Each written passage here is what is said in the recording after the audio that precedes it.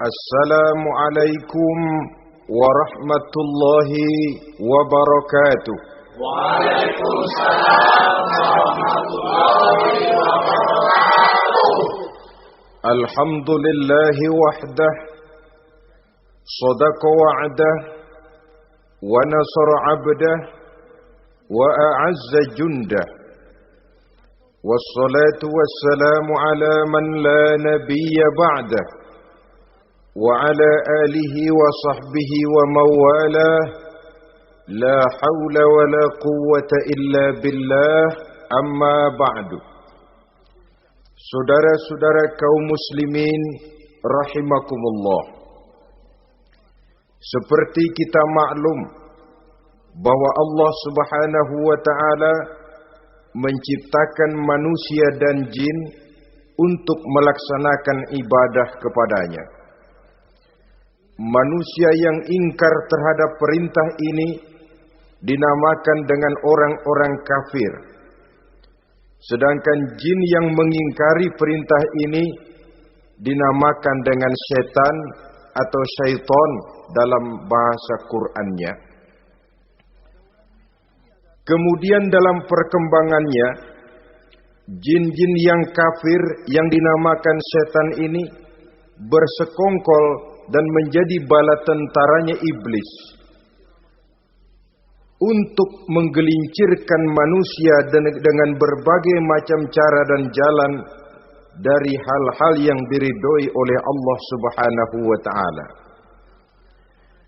Adapun yang namanya iblis pada hakikatnya cuma satu saja, yaitu yang ingkar kepada perintah Allah untuk sujud kepada Nabi Adam alaihi salam.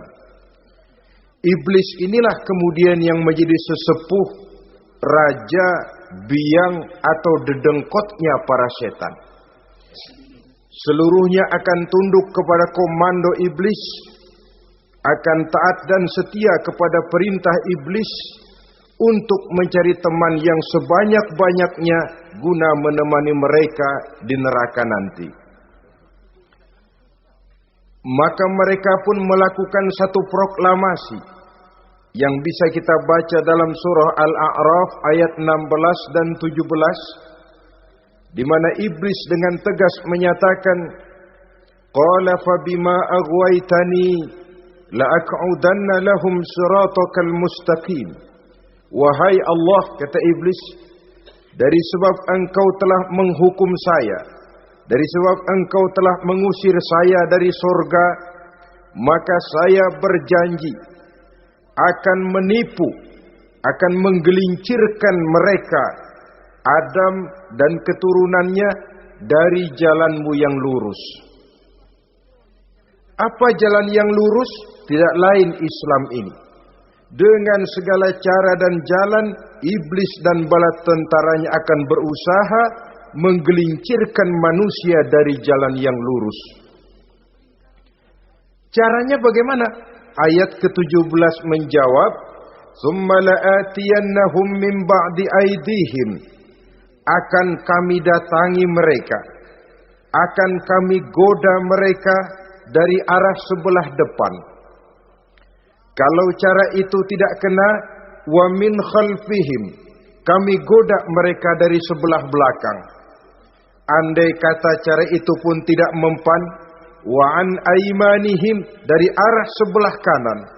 Kalaupun itu gagal, wa an syama'ilihim, kami akan datang dari arah sebelah kiri. Pendeknya dari 4 penjuru angin, iblis dan seluruh bala tentaranya yang bernama setan belum akan puas sebelum kita tergelincir dari jalan yang lurus yang diridhoi oleh Allah Subhanahu wa taala. Sebagian ahli tafsir menjelaskan bahwa jika iblis menggoda dari arah depan, yang dimaksud dari depan ini adalah dunia. Sehingga manusia menjadikan dunia sebagai tujuan akhir dari seluruh kegiatan hidupnya. Ia pergi pagi, pulang sore, peras keringat, banting tulang, tidak ada yang dikejar kecuali dunia dan cuma untuk kepentingan dunia. Dunia yang membuat orang berpaling daripada akhirat. dunia yang membuat orang lupa kepada tujuan penciptaannya, maka dunia termasuk perangkap iblis. Apa isi dunia?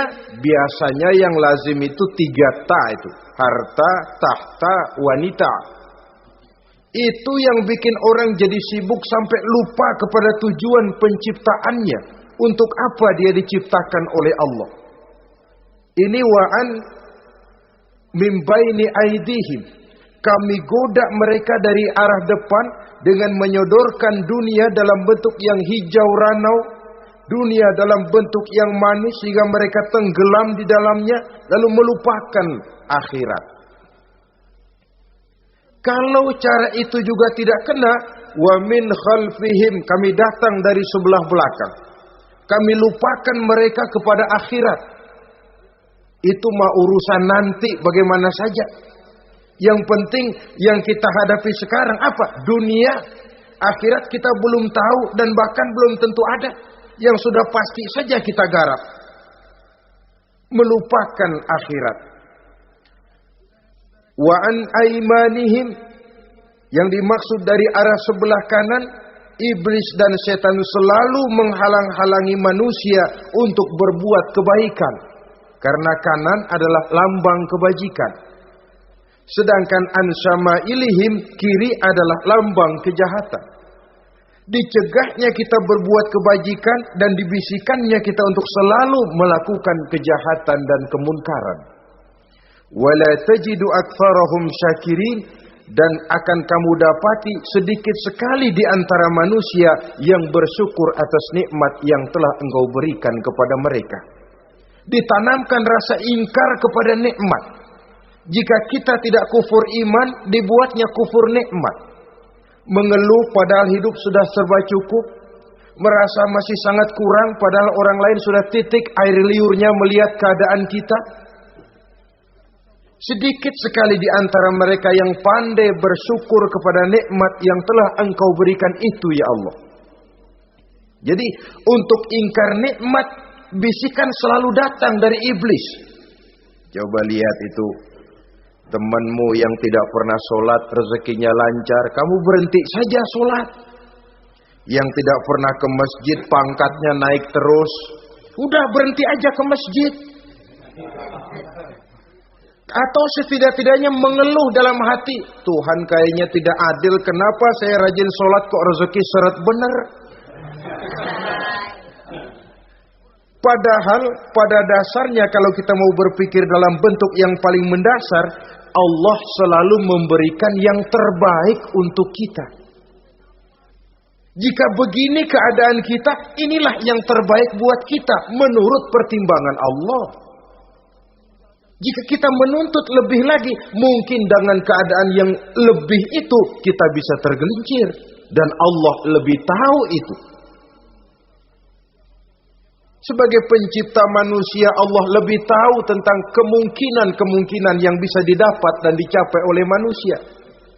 Bahasa ringannya, rezeki lu segini aja deh, lu jadi rajin sholat. Kalau rezeki lu melebihan jadi orang kaya dikit, nanti ngelihat masjid minggir. Allah selalu memberikan yang terbaik kepada kita. Saudara-saudara kaum muslimin, adapun iblis dan setan sudah menyadari betul bahwa iblis dan setan tempatnya di akhirat nanti jelas neraka. Itu mereka sudah sadari betul. Maka yang mereka kepengen sekarang, bagaimana mencari teman sebanyak-banyaknya untuk menemani mereka di neraka nanti. Nah inilah yang menyebabkan mereka berjibaku betul. Bahkan ada satu riwayat itu, ada waktu-waktu tertentu di mana para setan ini laporan kepada iblis. Kalau ada yang laporan gagal, bukan main marahnya si iblis ini selaku komandan. Kata setan, Pak, saya gagal menggoda si fulan karena imannya kuat. Goblok kamu. Dengan apa kamu goda dia? Dengan kedudukan. Dia tidak mau. tempuh dengan jalan lain, barangkali dengan harta. Kalau dengan harta tidak bisa, barangkali dengan wanita. Kalau dengan wanita tidak bisa, tempuh segala macam cara. Dan mereka yang laporannya enak, artinya berhasil menggoda banyak orang-orang beriman, itu kondisinya naik. Bahkan mendapat semacam piagam penghargaan sebagai kadar militan daripada iblis. Nah, mereka berusaha dengan segala macam cara mengumpulkan teman sebanyak-banyaknya. Kalau mereka sendiri sudah tahu pasti, sadar nasib saya di akhirat nanti pasti masuk neraka, diazab dan disiksa oleh Allah. Cuma saya begini ini lantaran ulahnya Nabi Adam dulu. Maka anak-anak cucu Nabi Adam harus menjadi teman-teman saya sebanyak-banyaknya guna menemani saya di dalam neraka. Oleh karena itu, pada kesempatan pertemuan saat ini, kita akan membicarakan siapa sih teman-teman setan itu. Diriwayatkan dari Wahab bin Munabbih bahwa pada satu hari iblis diperintahkan oleh Allah untuk datang kepada baginda Rasulullah sallallahu alaihi wasallam dan menjawab segala pertanyaan yang diajukan oleh baginda Nabi. Datang iblis dalam bentuk orang tua pakai tongkat. Jadi iblis itu bisa malih warna, dia termasuk jenis makhluk halus toh, seperti halnya jin dan malaikat, itu bisa malih warna sesuai dengan yang mereka kehendaki. Ketika datang, baginda Nabi bertanya, "Man anta?" Siapa kamu? Dia jawab, "Ana iblis." Saya iblis. Jujur. "Limadza ji'ta?" Mau apa kamu datang kemari? Kata baginda Nabi. Dijawab oleh iblis, "Innallaha amaroni an atika wa ujibaka an kulli ma sa'altani." Allah memerintahkan saya untuk datang kepadamu dan menjawab segala pertanyaan yang engkau ajukan kepada saya. Nah, atas pernyataan ini baginda Rasul kemudian bertanya dengan dua pertanyaan. Pertanyaan pertama, iblis, "Kam ikhwanuka min ummati?" Ada berapa sih teman-temanmu dari golongan umatku? Dari golongan umatku, umat Islam ini, bukan orang lain. Kalau orang kafir sih sudah jelas, itu memang CS-nya iblis. Tapi dari umatku, siapa saja yang jadi teman-teman kamu iblis? Menjadi antekmu, menjadi alatmu sejak dari dunia sampai ke neraka nanti. Atas pertanyaan ini iblis menjawab, "Teman-teman saya dari golongan umatmu ya Muhammad, asyarun, ada 10 orang. Ada 10 orang yang merupakan teman-teman iblis dari dunia sampai ke neraka." Siapa mereka? Pertama kata iblis, teman saya hakimun jair. Hakim yang curang. Hakim yang tidak adil. Ini bisa dimaklumi. Kenapa? Karena hakim diharapkan adalah produk keadilan. Sehingga orang mengatakan seorang hakim adalah seorang yang meletakkan sebelah kakinya di surga dan sebelah lagi di neraka. Kalau adil dia menghukum, kaki sebelah kanan yang akan menentukannya ke surga. Kalau licik dia menghukum, kaki sebelah kiri yang akan menjerumuskan dia ke dalam neraka. Saudara-saudara kaum muslimin rahimakumullah. Sesungguhnya dalam kehidupan, Kurangnya sandang pangan bukan satunya sebab yang membuat orang menderita. Tidak teraturnya perumahan, kurangnya lapangan kerja bukan satu-satunya yang menyebabkan rakyat menderita. Tapi lukanya rasa keadilan. Tidak tegaknya hukum sebagaimana yang diharapkan. Itu juga bisa menjadi sumber nestapa, bisa menjadi asal dari segala derita. Oleh karena itu, hakim yang tidak adil, hakim yang curang, yang menghukum tidak berdasarkan hukum, tapi berdasarkan kepentingan, berdasarkan pesan sponsor, hukum bisa dibeli, ada istilah mafia peradilan. Hakim-hakim macam ini yang akan menjadi teman-teman iblis. Dan tiap kali palu akan diketuk, iblis sudah bukan main sibuknya. Kekuasaan di tanganmu, hijau katamu, hijau yang akan berlaku, merah kau ketok, merah yang akan jadi keputusan. Orang lain tidak tahu ini kesempatan untuk jadi kaya, ini kesempatan untuk naik pangkat. Manipulir hukum tidak ada yang tahu karena orang banyak yang awam dengan hukum.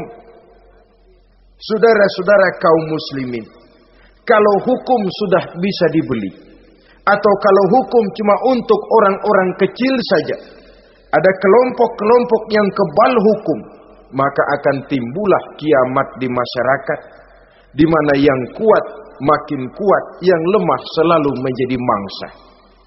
Oleh karenanya, hakim yang serong, hakim yang durjana merupakan teman-teman setan, merupakan teman-teman iblis dari dunia sampai ke neraka nanti.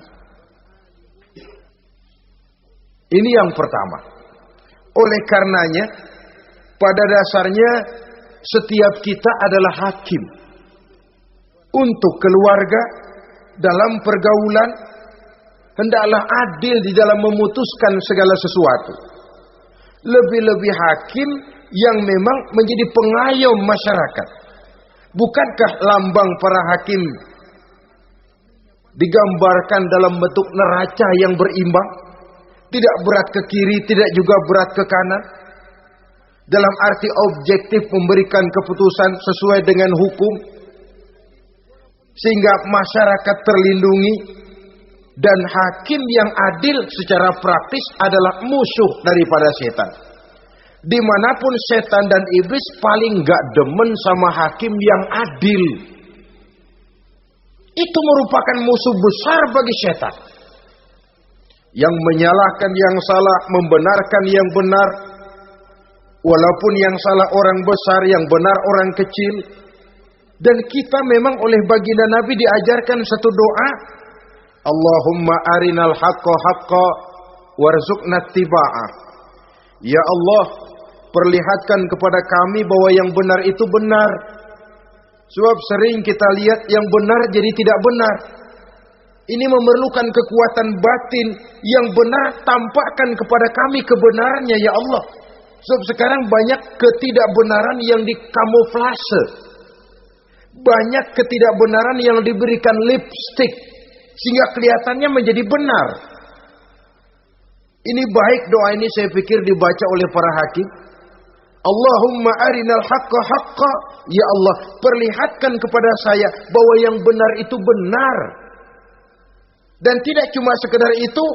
Warzuqni ittiba'ah. Berikan kekuatan kepada saya untuk mengikuti kebenaran itu. Sebab kadang-kadang terjadi juga dia tahu yang benar itu benar. Tapi tidak punya keberanian moral untuk mengatakan bahwa itu benar. Dia tahu itu barang yang hak. Tapi tidak terpanggil mengikuti yang hak. Tidak punya kekuatan moral untuk mengikutinya. Lalu doa ini pun disambung. Wa arinal batila batilan. Warzuqna ijtinabah. Wahai Allah, perlihatkan kepada kami bahwa yang batil adalah batil. Bahwa yang salah adalah salah. Bahwa yang munkar adalah munkar. Berikan kepada kami kekuatan untuk menjauhi yang munkar, yang batil, yang zalim. Saudara-saudara kaum muslimin rahimakumullah. Kita sering mencaci kaum pelacur sebagai sampah masyarakat. Tapi sadarkah kita bahwa pelacuran di bidang hukum, pelacuran di bidang intelektual, kadang-kadang pelacuran di bidang agama, dalam arti menjual ayat untuk membela yang salah dan menekan yang benar, ini juga tidak kalah bahayanya dengan prostitusi, pelacur-pelacur yang kita anggap sebagai sampah daripada kehidupan masyarakat itu. Oleh karenanya, maka hakim yang adil merupakan musuh utama daripada iblis dan setan.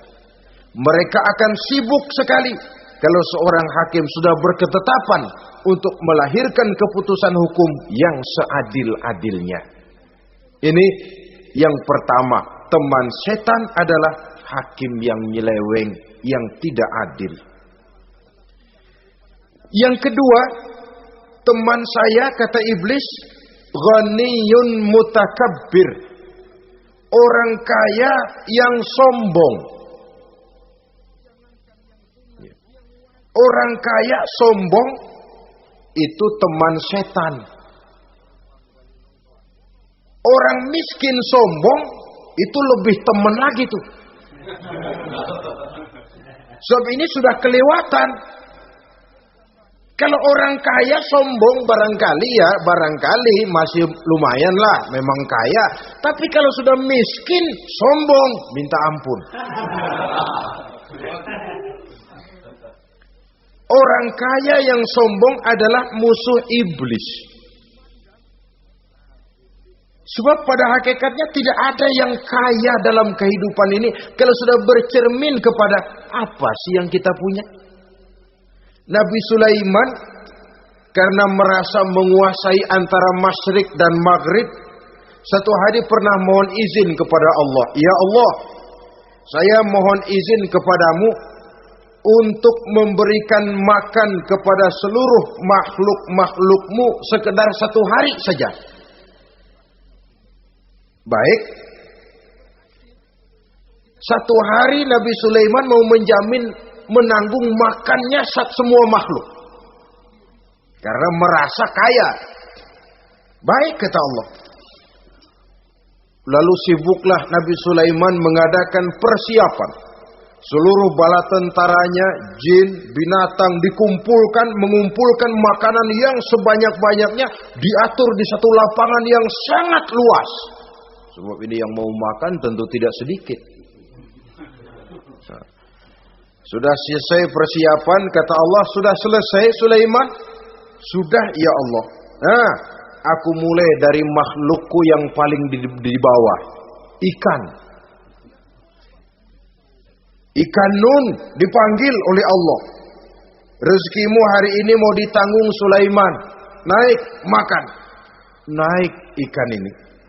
Sekali makan seluruh persiapan habis.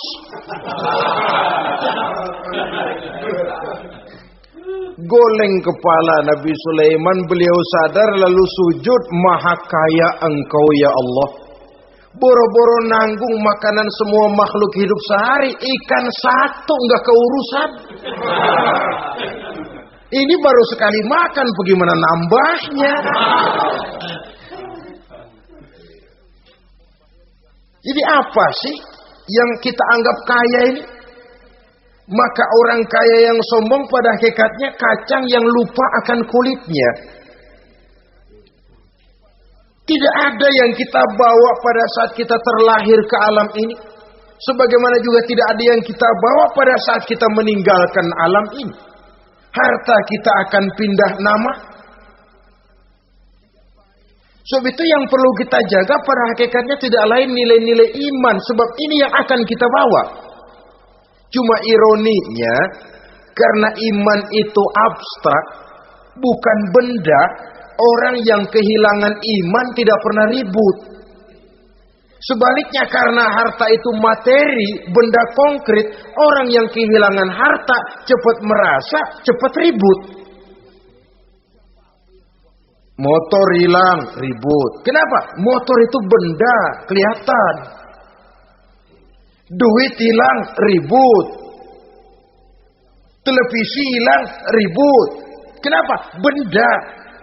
Tapi kalau iman yang hilang, wah kelihatannya tenang-tenang saja, Pak.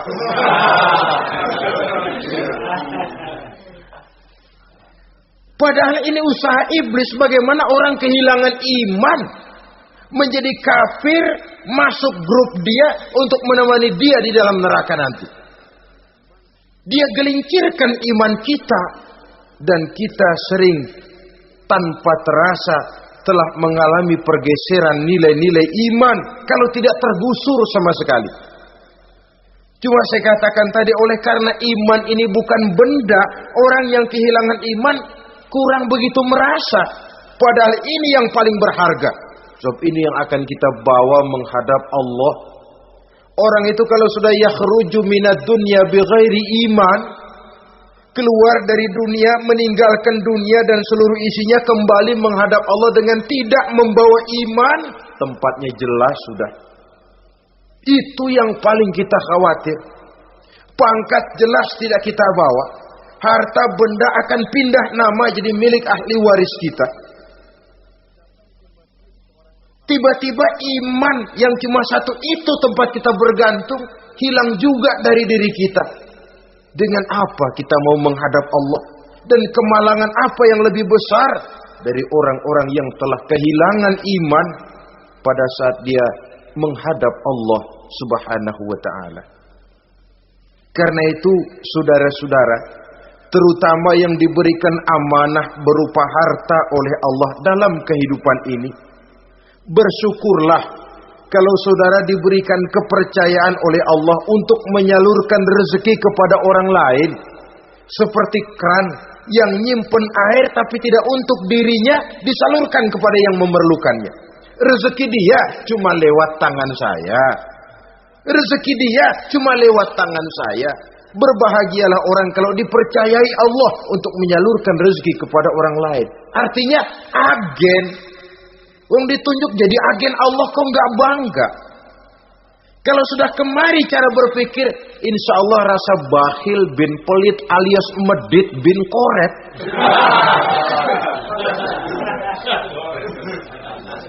Itu insya Allah nggak ada. Kan kadang kita berpikir, yang nyari duit gue setengah mati, lu datang-datang mau minta aja pala lu. Kan itu toh kadang-kadang cara kita berpikir. Ya boleh jadi lalu terasa berat. Tapi kalau kembali kepada kesadaran, barangkali alhamdulillah rezeki dia cuma lewat tangan saya. Kalau saya nggak ngasih dia, barangkali nggak semudah ini saya dapat rezeki. Allah mudahkan rezeki saya karena saya sering membantu orang-orang yang memang memerlukannya. Andai kata saya nggak membantu mereka, belum tentu rezeki selancar ini. Tidak lalu enak aja. Peras keringat gua banting tulang, pergi pagi pulang sore, lu datang-datang nada aja.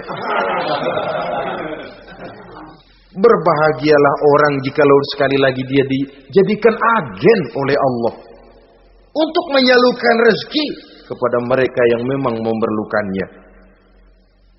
Kalau tidak ke arah itu kita berpikir, yang timbul bakhil.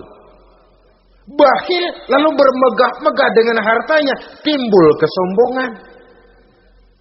Senang lihat orang susah, lalu dia sendiri dengan hartanya cuma to show only, pameran.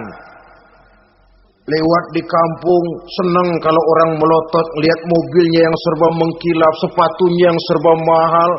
Senang kalau, wah, semua gaya hidupnya serba jet set, wah, wah, wah. Senang betul kalau melihat orang sudah serba bengong lihat keadaan dia. Timbul takaburnya, sombongnya, ngenyek kepada yang lain. Maka orang kaya yang sombong, teman iblis, teman setan. Setan senang betul. Sebaliknya secara praktis, orang kaya yang rendah hati adalah musuh iblis. Saudara-saudara kaum muslimin rahimakumullah. Lain memang. Kalau kita diberikan ilmu di akhirat nanti, pertanyaan cuma satu, ilmumu kau amalkan untuk apa? Kalau kita diberikan umur panjang, pertanyaan akhirat satu saja. Umurmu kau habiskan di mana? Tapi kalau sudah harta diberikan kepada kita, pertanyaan akhirat dua. Min aina iktasabahu wa fima anfaqahu. Hartamu kau dapat dari mana, kau belanjakan kemana. Depan belakang ditanya. Yang ketiga, teman iblis itu tajirun khain. Pedagang yang berkhianat. Baik kepada sesama teman pedagangnya, karena ingin lebih maju dari yang lain. Terjadi persaingan yang tidak sehat di berbagai bidang bisnis. Ataupun kepada para pembelinya. Dengan mengatakan barang yang baik adalah barang yang tidak baik menjadi baik. Sebab pada dasarnya apabila kaum pengusaha sudah berkhianat akan timbul kegoncangan ekonomi.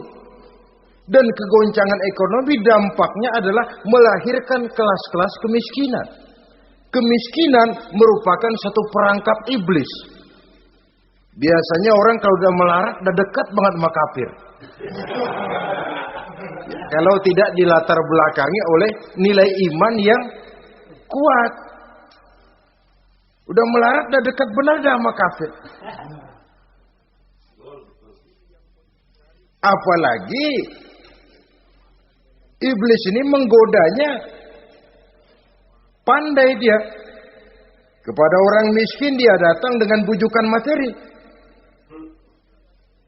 Kepada yang cukup hartanya dia datang dengan bisikan lain. Pendeknya iblis dan setan itu kalau ibarat tukang joget, dia ngerti betul irama kendang.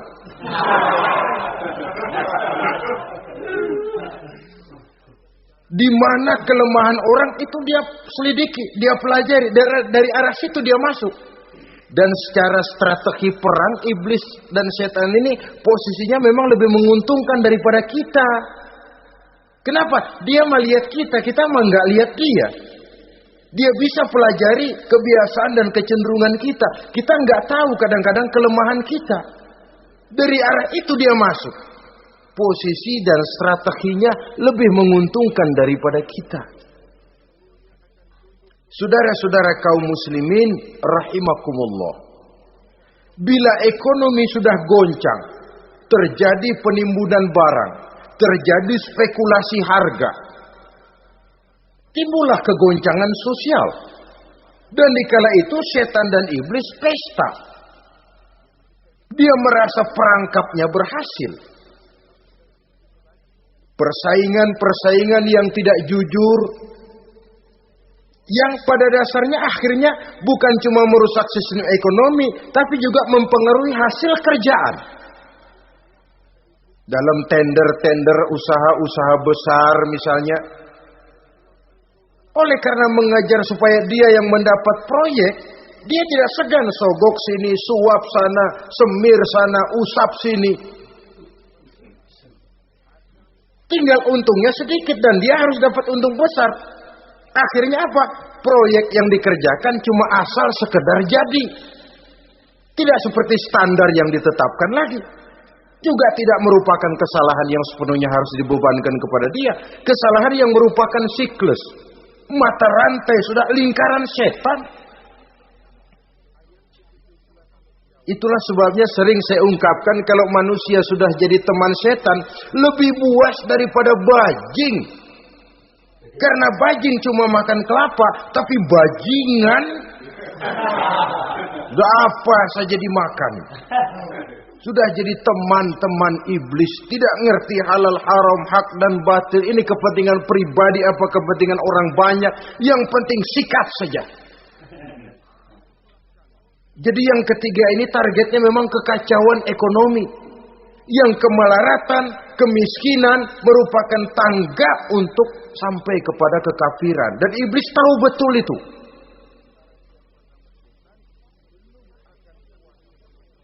Lain misalnya contoh yang diberikan oleh Rasul. Rasul kan pernah dagang di kala remaja itu. Membawa dagangannya Siti Khadijah. Kain. Beliau dagang kain. Berapa kain ini? Oh, kalau ini Saya ambil dari Ibu Khadijah 25 rupiah. Saudara mau beli saya berapa terserah asal saya ada untungnya. Dan kalau modalnya 25, betul-betul beliau bilang 25. Jujur. Kita kan enggak, udah bohong campur sumpah lagi.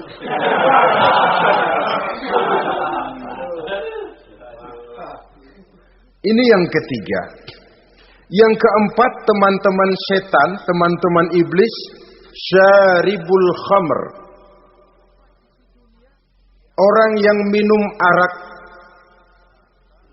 pemabuk, itu teman setan. Bahkan divonis tidak beriman orang yang pada saat meninggal dunia di dalam perutnya itu masih ada khamr. Tidak beriman divonis.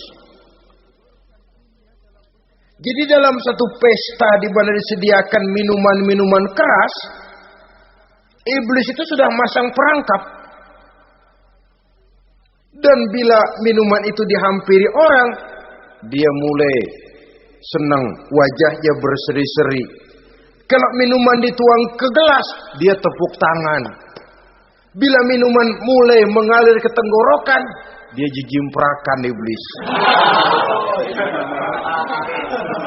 Girang bukan main.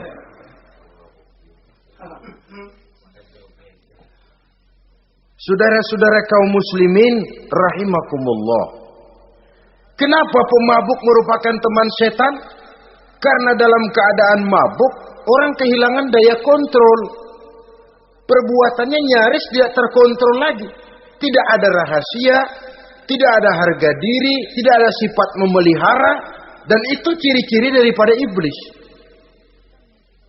Syaribul khamr. Orang yang suka meminum minuman keras. Itulah sebabnya memang dalam hidup ini kita harus punya filter. Allah selalu menghendaki yang terbaik dan memilihkan yang terbaik untuk kita. Kalau sudah itu minuman yang baik kata Allah, itulah memang yang baik untuk kita. Kalau itu dilarang oleh Allah, itulah memang yang tidak baik untuk kita. Jadi kalau sudah qat'i dalilnya, gak usah buang energi menyelidiki apa manfaatnya. Kalau sudah qat'i dilarang, gak usah buang energi menyelidiki apa bahayanya khamr. Allah tidak akan melarang sesuatu yang mengandung manfaat. Yang dilarang Allah tentu yang membawa mudarat dan bahaya di dalam kehidupan.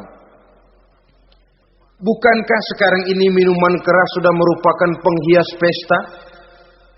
Merupakan kebanggaan di kalangan remaja? Termasuk dalam kata khamr ini ya morfin, ganja, narkotik, dan yang sejenis dengan itu. Orang sudah merasa bangga kalau sudah fly to the sky. Membumbung ke angkasa katanya dunia ini luas. Lupa segala macam persoalan. Tapi sampai kapan?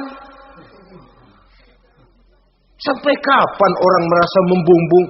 Sampai kapan orang merasa bisa meninggalkan segala persoalan? Sampai mabuknya selesai? Ya kalau gitu mabuk aja terus. Lalu apa artinya kehidupan ini? Mabuk kan gak ngerugiin orang lain. Kalau saya nyolong kan ngerugiin orang lain.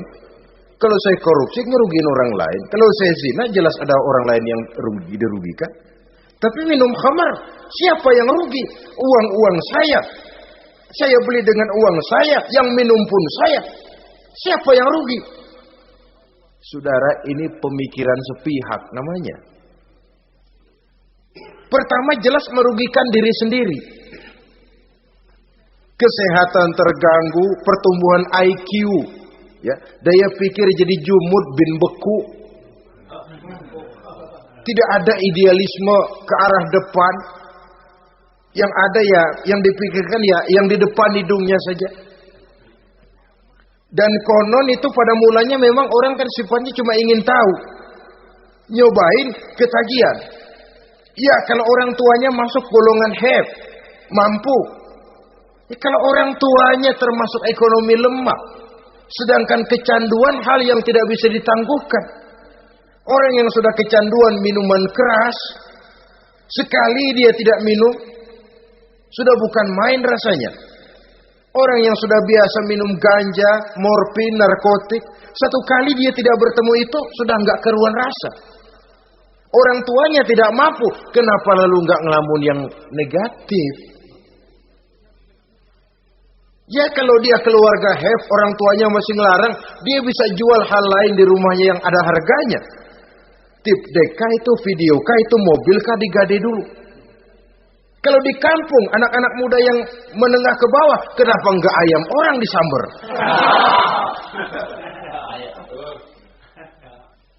Terjadilah perbuatan negatif yang akhirnya merembet kepada merugikan orang lain. Hakikatnya zohirnya memang pada mulanya hanya merugikan diri sendiri. Tapi lambat laun akan merembet juga kepada merugikan orang lain. Oleh karena itu pantas kalau dalam perjalanan Mi'raj begitu hendak start dari Masjidil Aqsa menghadap Allah, kepada baginda Nabi disodorkan 2 gelas minuman. Segelas susu dan segelas arak. Muhammad, kau ambil salah satu minuman itu, kau minum. Mantap, Nabi mengambil gelas yang isinya susu lalu beliau minum. Selesai minum kata Jibril, "Shaddaqta ya Muhammad, laqad asabtal haq." Kamu benar Muhammad, pilihanmu tepat. Kenapa? Untung saja susu yang kamu minum. Kalau arak yang kamu ambil, kamu pilih dan kamu minum, pasti umatmu bakal pada jadi umat teler semua nanti. Wong Nabi milih susu saja umatnya masih banyak yang teler. Apalagi kalau beliau memilih khamr waktu itu. Tapi ini sekedar simbol bahwa begitulah kita dalam hidup. Saudara, kalau di depan kita ditaruh segelas jamu, segelas sirup, kira-kira pilih mana? Jamu. Sirup apa jamu? Jamu. Orang yang berpikir panjang ke depan, dia bakal pilih jamu. Memang pahit, getir, nggak enak, tapi besok pagi badan enteng, kerja semangat, berpikir cerdas, gairah ada. Orang yang pikirannya pendek, ngapain jamu getir nih, sirup nih, manis ini. Dia minum, bukan main manisnya, besok pagi bibir pada jontor. Begitulah dalam kehidupan ini.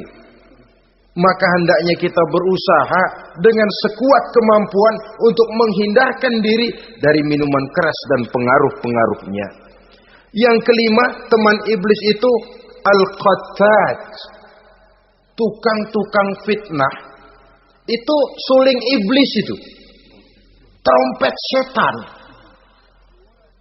Sebab apa? Benar kalau Quran mengatakan, Nabi mengatakan al-fitnatu asyaddu minal qatli. Fitnah lebih bahaya dari pembunuhan. Sebab apa? Pembunuhan membunuh orang secara langsung. Fitnah membunuh orang pelan-pelan. Kalau mati mau mendingan cepat daripada pelan-pelan. Pelan-pelan mati, cepat mati enakan cepat, nggak ngerasain sakit. Fitnah membunuh orang pelan-pelan. Nama baik orang hancur, dicoreng-moreng di tengah masyarakat.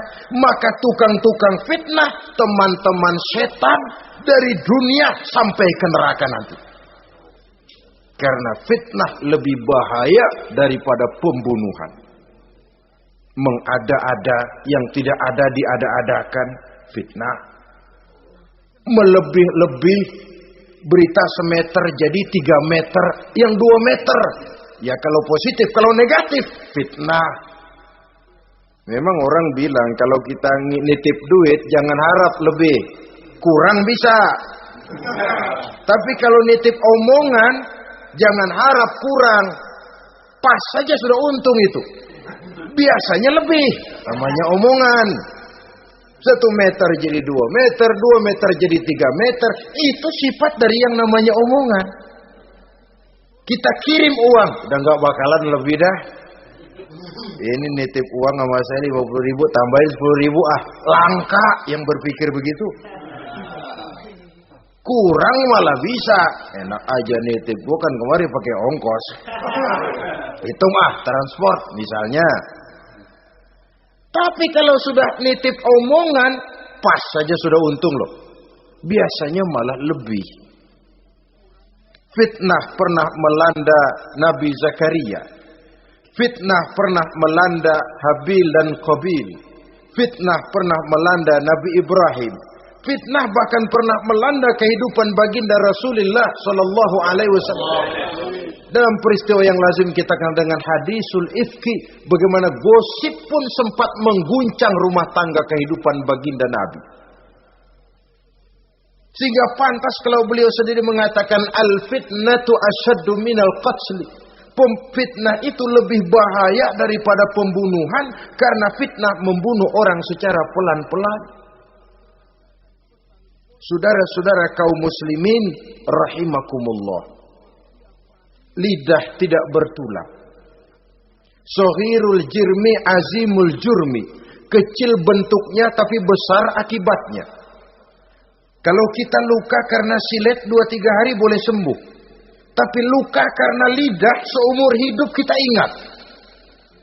Asal lihat orangnya ingat nih, dia nih yang ngomong kagak enak bang adik gua tandain dah.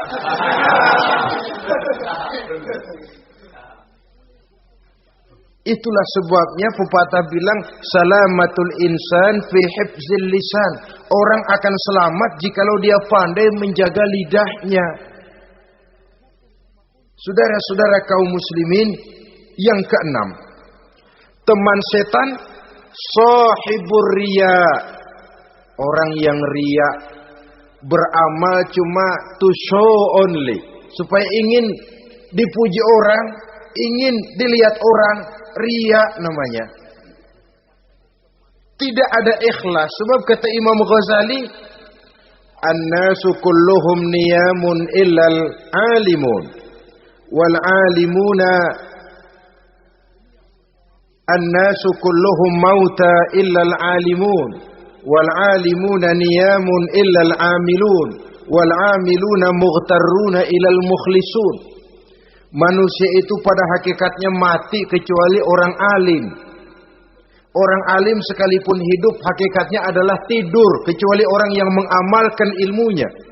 Dan orang yang mengamalkan ilmunya banyak yang tertipu kecuali orang yang ikhlas. Tepat ini fatwa Imam Ghazali. Manusia hakikatnya tidur kecuali orang yang alim.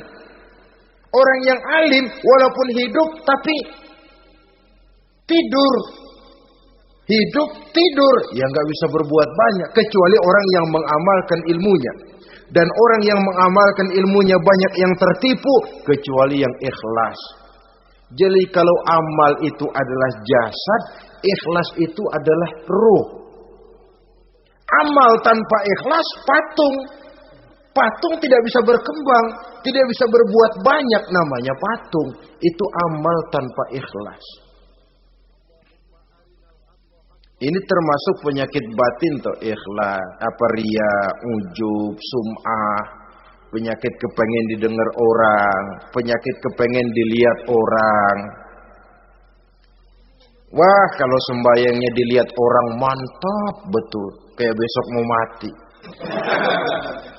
Tapi kalau sudah sembahyang nggak dilihat orang, wah kilat khusus, cepat bukan main. Ria. Ini yang menghancurkan amal ini nggak terasa. Sifat kita sendiri, ria ini menggeragoti amal, sebagaimana api menggeragoti kayu bakar. Yang ketujuh, teman setan akilu malil yatim. Orang yang memakan harta anak yatim. Itu setan senang betul itu. Dia bisikan, nah kau kan ngurus anak yatim. Kau sudah menanamkan budi kepada mereka. Jadi wajar kalau kau ambil bagian. Mula-mula memang dalam batas yang wajar, makin lama malah berebut sama yatimnya. Makin kesonoin, yatimnya malah nggak keduman, panitianya yang kenyang. Akilu malil yatim, orang yang memakan harta anak yatim secara zalim, ini merupakan teman setan. Sebaliknya, orang yang melindungi anak yatim, kata Nabi, seperti dua jari ini dengan aku di akhirat nanti. Dekat derajatnya dengan Rasul. Yang kedelapan, teman setan al-mutahawinu bis shalah. Orang yang nganggap enteng sholat. Ngenteng-ngentengin sholat. Nanti aja dah, kalau udah tua-tuaan, sembayang mah gampang, saban sari ada. Kalau ini nih tinju, jarang-jarang. Al-mutahawin. Ngenteng-ngentengin. Pada dasarnya agama itu mudah. Jangan dipersulit, tapi juga jangan dipermudah. Agama itu tidak berat. Jangan diberat-beratin, tapi juga jangan dienteng-entengin. So yang enteng kalau kita entengin, akhirnya menganggap remeh. Mulanya memang sedikit, makin lama makin banyak, makin lama makin banyak, makin bertumpuk. Apalagi kalau sadar kita sholat adalah tiang daripada agama. Bagaimana rumah akan tegak tanpa tiang yang kuat? Bagaimana agama akan tegak dalam diri seseorang kalau sholatnya dia enteng-entengi? Jangankan yang sunnah, yang wajib saja. Kadang-kadang tutup lubang, gali lubang.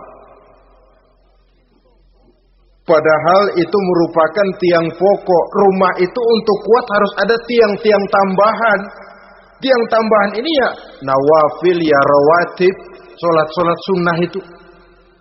Itu untuk menjaga stabilitas temperatur batin kita kepada Allah. Al-mutahawinu bis sholat. Jadi kalau sudah masuk waktu, beduk misalnya berbunyi, azan berkumandang, iblis mulai menyebar bala tentaranya. Pasukan, siap.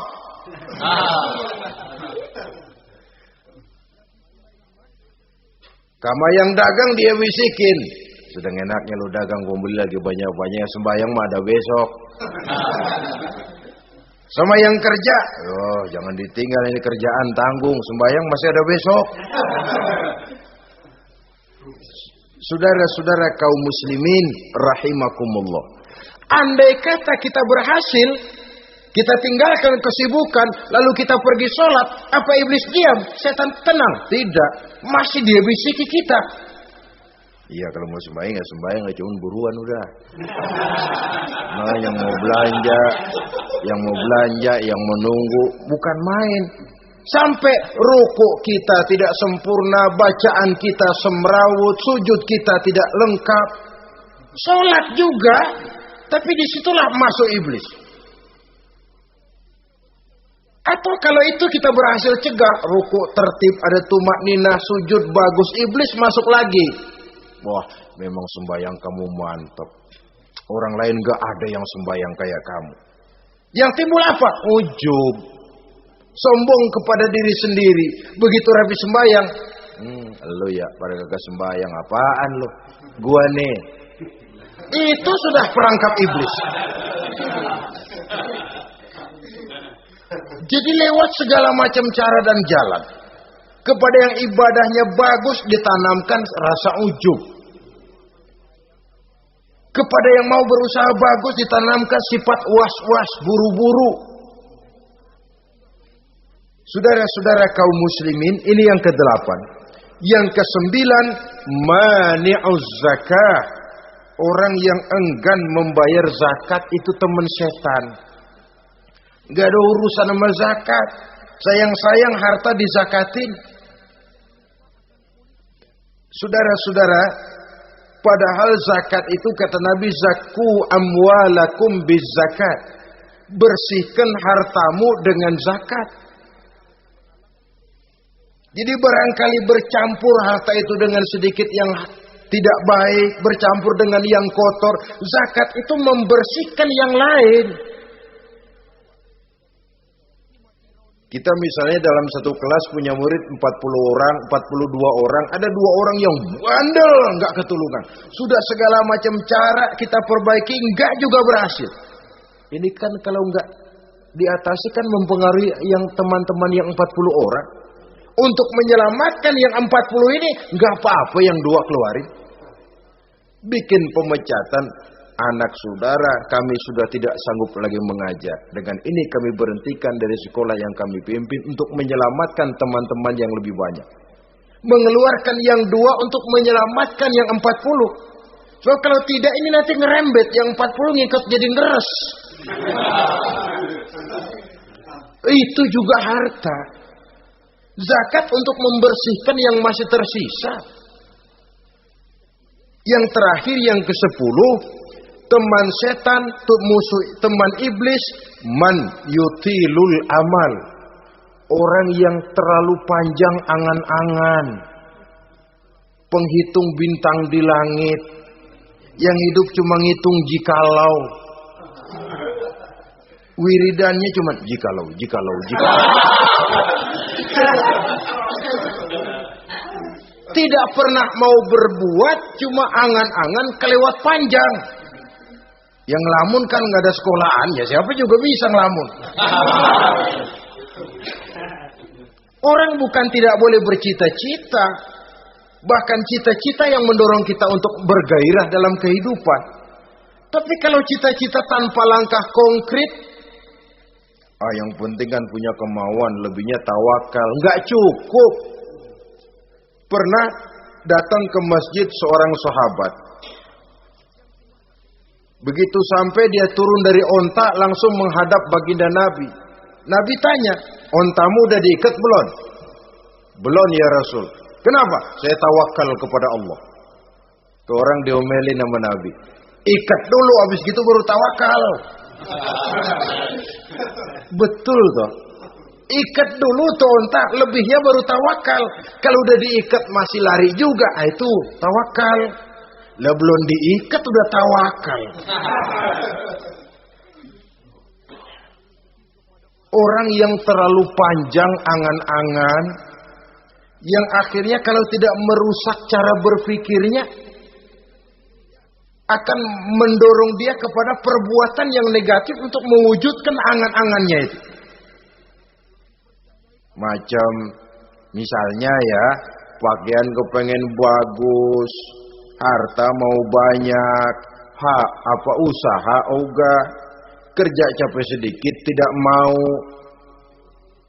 kepengen seperti orang-orang, lalu ngelamun. Kalau tidak jadi gila, ya merusak perbuatannya. Kan berapa banyak orang yang kepengen kaya gagal lalu jadi sableng. Kertas koran ditumpukin, dikantongin, dia kira gepokan duit. Hawanya duit udah banyak aja. Tulul amal, terlalu panjang angan-angan. Nah, saudara-saudara, kalau kita sudah tahu itulah teman-teman setan, teman-teman iblis, mari kita berusaha jangan termasuk salah satu di antara 10 orang yang menjadi teman-teman iblis ini. Lalu cara untuk mengatasinya bagaimana? Imam Al-Ghazali rahimahullah memberikan tuntunan. Pertama, untuk mengatasi perangkap setan, jangan sampai kita termasuk salah satu teman setan, zikrullah. Banyak ingat kepada Allah. Sebab Nabi bersabda, inna zikrallahi ta'ala fi janbi syaitan kal akillati fi janbi ibni Adam. Sesungguhnya zikrullah, zikir kepada Allah itu dapat menyakiti setan sebagaimana penyakit menyakiti lambung anak Adam. Jadi setan itu akan kurus kalau kita hantam pakai zikrullah. Setan tidak berdaya, lemah kalau kita hantam pakai zikrullah. Ingat Allah, selalu merasakan kehadiran Allah dekat dalam hidup. Itu senjata pertama. Dengan zikrullah, setan kurus. Kalau udah kurus, ya lemas, nggak berdaya ngadepin kita. Tapi kalau nafsu yang kita ikutin, kita umpanin tuh setan. Lah gemuk, begitu gemuk, makin berleluasa dia ngutak-ngatik kita. Yang kedua, jangan mendekati tempat maksiat. Sebab man hama haulal hima yusiku ayyaqa'a fi. Orang yang main di pinggir kali ditakutin kecebur di kali. Jangan mendekati tempat yang cenderung membawa kita ke tempat maksiat. Saudara-saudara, yang ketiga, mengosongkan perut. Dalam arti rajin puasa, puasa sunnah. Kata Nabi, inna syaitan yajri min ibni Adam majrad dam fadayyiku majariyahu bil ju'. Setan mengalir dalam diri manusia seperti mengalirnya darah. Maka persempit jalan setan dengan apa? Bil ju', dengan memperbanyak lapar.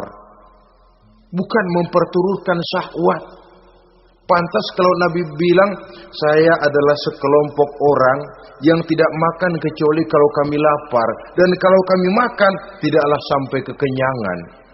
Bukan enggak kenyang, tapi enggak kekenyangan. Yang terakhir kata Imam Ghazali, hendaknya kita selalu ingat bahwa tujuan iblis dan setan adalah menjerumuskan manusia, menyengsarakan manusia, supaya kita menjadi teman mereka di neraka nanti. Kalau ingat itu, insya Allah kita bisa mengerem diri. Nah, inilah saja yang dapat kita sampaikan pada pertemuan kali ini. Mudah-mudahan ada manfaatnya. Terima kasih dan mohon maaf. Usikum wa nafsi bitaqwallah. Wassalamualaikum warahmatullahi wabarakatuh. Waalaikumsalam.